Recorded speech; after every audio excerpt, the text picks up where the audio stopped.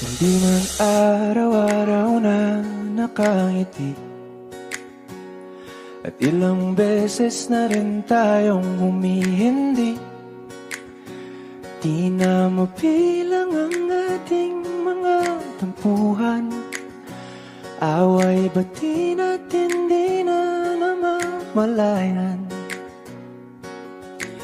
Eto tayo, ngunit sa huli palagi Nabalot. Kabalo ako siguro.